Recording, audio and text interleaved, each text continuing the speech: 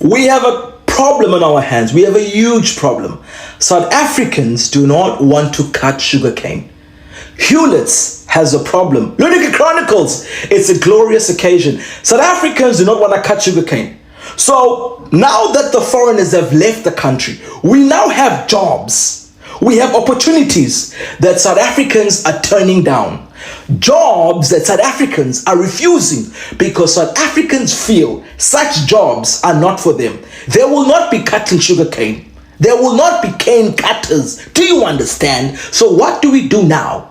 What do we do now? Who's going to do the jobs that South Africans do not want to do, that foreigners were happy to do? See, this is where thinking is important. Jacinta and her folks did not think, because now we have an issue. Hewlett's is in trouble. It's a glorious occasion. The Chronicles continue. Watch out for episode 2 as we discuss what's going to happen to the jobs that South Africans do not want to do. What are we going to do? Because now we have a crisis where there's jobs and South Africans are refusing these jobs. Episode 2 is going to be big. It's going to be wild because listen, we have to get someone to do the jobs, right? Someone's got to cut the cane. Someone's got to cut the sugar cane. We need sugar in our coffee. It's a glorious occasion. Lunatic Chronicles, do not forget to catch episode 2. So don't forget to follow and comment because now we have an issue. We have a problem. South Africans don't want jobs. During apartheid, not even one of those African countries came to fight with black people. It's well documented that many South African liberation fighters had to flee the country during apartheid. But there's a particular story that I think of very often that happened just in Mozambique, one of our neighboring countries. There's a bit of a backstory, but Mozambique gets their independence in 1975. Zimbabwe, which was then Rhodesia, decides that they kind of want to take over Mozambique now that the Portuguese are gone, and they also want to protect whatever interests they have in the region. So they start backing a group called Renamo, a rebel group. And this rebel group starts a civil war in Mozambique, literally just after they get that independence. A short while later, Rhodesia becomes Zimbabwe, and the control of Renamo shifts over to the apartheid government. Pretoria continues the mission and focuses on 3 main things. 1, to weaken Frelimo's government. 2, to stop Mozambique's support of anti-apartheid liberation fighters. And 3, to also stop Mozambique from being a stronghold for other African liberation movements, meaning for other African countries. To do this, the apartheid government sends military supplies almost on a monthly basis to Renamo. According to one of the TRC reports, just in May of 1983, their supply drop included 450 AK-47s, 800 hand grenades, 6 rocket launchers, anti-personnel rockets, hundreds of thousands of bullets, diesel, batteries, and other supplies. And supplies at that scale continue for months and months and months. That civil war resulted in roughly 1 million Mozambicans having their lives taken, all in an attempt to stop South African and African liberation in its tracks. I wonder if there's a Renamo. South Africans are on the streets marching in their own country. What is xenophobic about that? The xenophobic sentiment, as many people have been commenting, is asking people to leave the who some of them are documented and without any fair verification process. When have you ever asked people who are documented to leave the Well, many of these people are documented. Many of these people are documented. Running away. Do you have proof that these people were hurt or assaulted? I don't have proof. I've spoken to some people. I wanted to ask you why you have come to this point today. Because you are here to spread your propaganda. Not at all propaganda. Spreading your propaganda. Don't speak to all sides. I can say all what is happening around this past months in the country is somehow not part of Ubuntu. So as Africans, we need to live in peace and harmony and educate our young ones of how to live with other African brothers. If we legalize any refugee or any what they call foreign person, or call it illegal migrants, we document them. I think we can live in peace and harmony and work together and educate the young ones about the other African sisters and brothers to live in peace with them. When xenophobics happens, obviously the ones who suffer is the women and children, because the men go out to work in the townships. If their shops are closed or looted, like the women and children, those who are not working, those who are not educated, they suffer due to this lootings and all these problems which are happening in the town. So we've been here for long in this country, and we love South Africa. So we asking they must live with peace and harmony with other African brothers and sisters.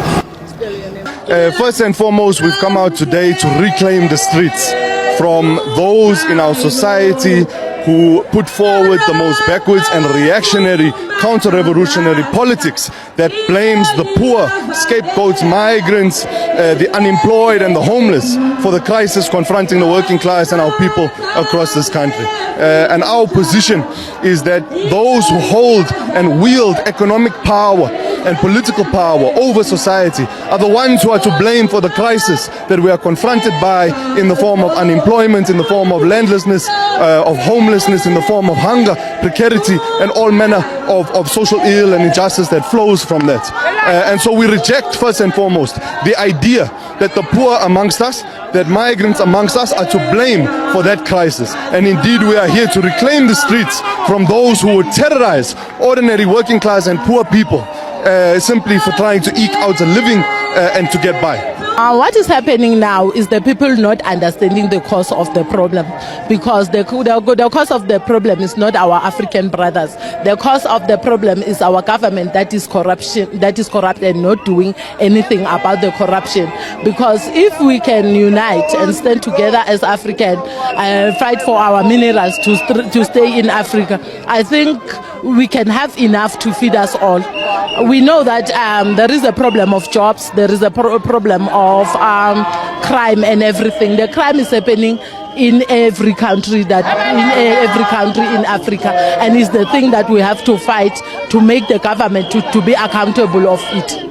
From where I'm from, in our informal settlement, people who are not speaking Sizulu, they are being attacked because people are not understanding what is happening. I think we need more education, we need more mobilization, and we need to build unity more.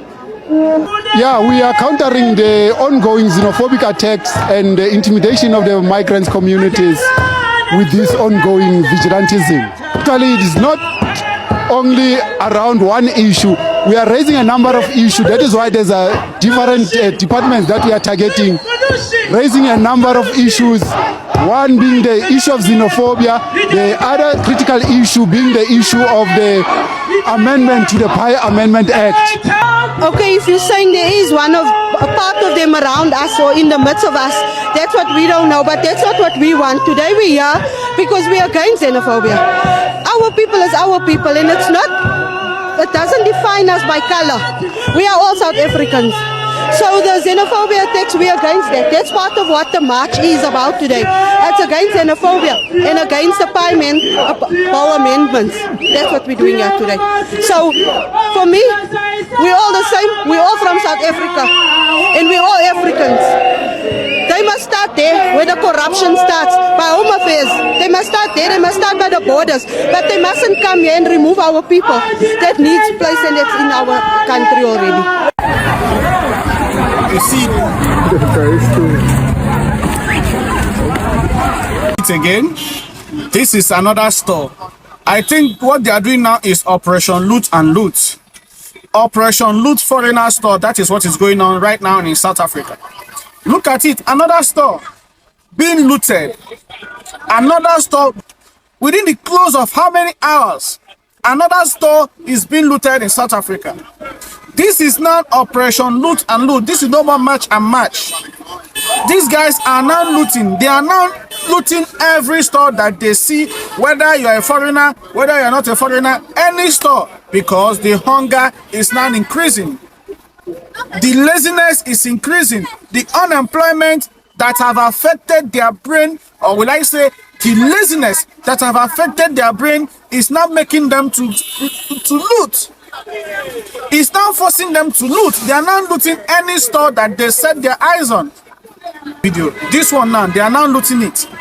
They are looting. Operation Loot and Loot. That is what is going on in South Africa right now. That is what is happening in South Africa. All of you guys should stay safe. Everybody should stay safe. If you are locking your store, lock it very, very well. Lock it very, very well. Whether the police should do something. The government of South Africa should do something about this. This is getting out of hand.